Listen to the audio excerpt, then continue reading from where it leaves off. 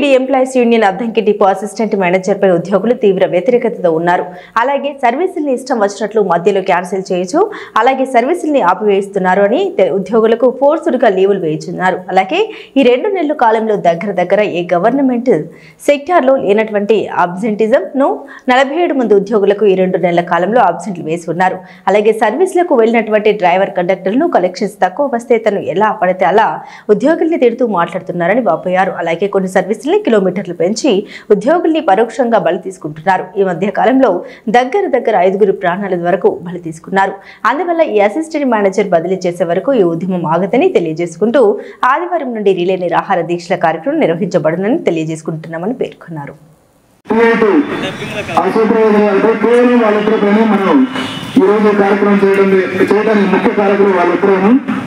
ఎందుకంటే assistant manager గారు ఆమెకు ఎన్నిసార్లు చెప్పినా ఆమె పనులు అయితే మార్చుకోవట్లేదు. గతంలో ఇదే పరిస్థితిలో ఈ డిపో నుంచి వెళ్ళున్నారు.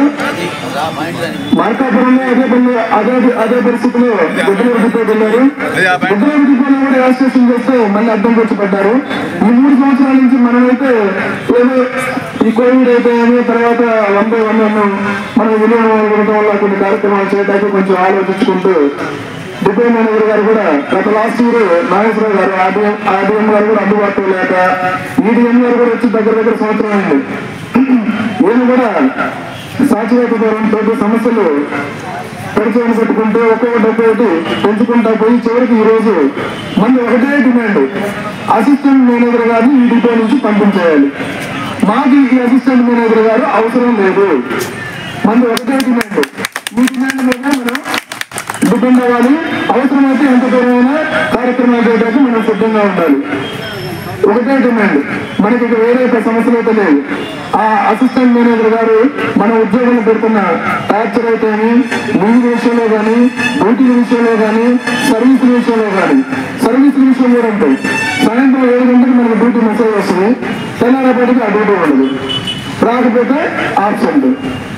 స్పేర్లో ఒక 5 నిమిషాలు లేట్ అయినా కూడా ఆబ్సెంట్. వీళ్ళు మటుకు మానిటరింగ్ డ్యూటీకి 5:30కి రావచ్చు, 6 గంటలకు రావచ్చు. వచ్చి మస్ట్ వేయించుకొని మళ్ళీ సాయంత్రం ప్రశాంతంగా 5 గంటకి అఫీషియల్ వచ్చి 1 గంట కూర్చొని వెళ్ళచ్చు. మీ రికార్డ్ అంతా చూస్తున్నాం.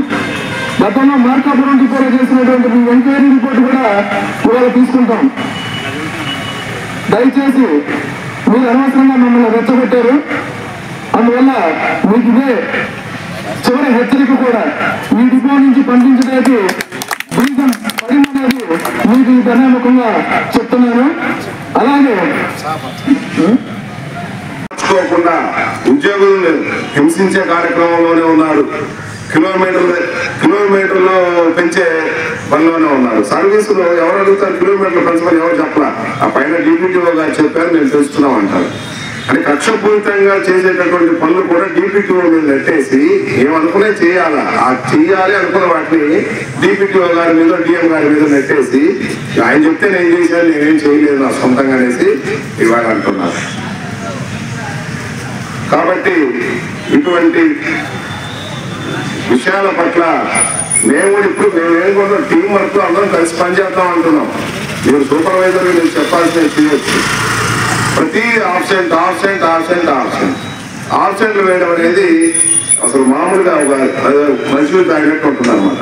కాబట్టి ఇటువంటి విధానాలు మీరు మానుకొని ఉద్యోగస్తులతో కలిసిమెలిసి లౌకికంగా వ్యవహరించి పని చేయించుకుంటే ఇంకా సంతోషంగా పనిచేస్తాం. ఇంకా ఒకరోజు అనవసరం మనం సర్వీస్ అయితే ఏం ఆగట్ల.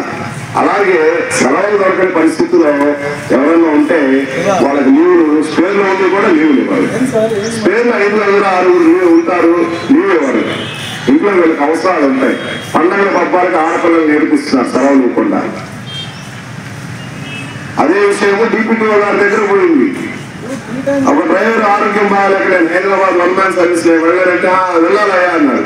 అదేంటమ్మా నేను బాగాలేదు, ఇంకొక తోడే ఉండమ్మా, జనాలతో కూడుకున్నది మన రిటర్న్లో వస్తున్నప్పుడు నిద్ర మేలుకొని వస్తూ ఉంటే ఇక్కడ ప్రమాదం జరిగే అవకాశం ఉంది కదా అంటే పోతే ఒక్కడే వెళ్ళన్నారు. మళ్ళీ అదే డ్రైవర్ పోలేకపోతే ఇంకో డ్రైవర్ని ఇచ్చి ఇంకో కండక్టర్ ఇచ్చి ఇద్దరిని పంపించారు.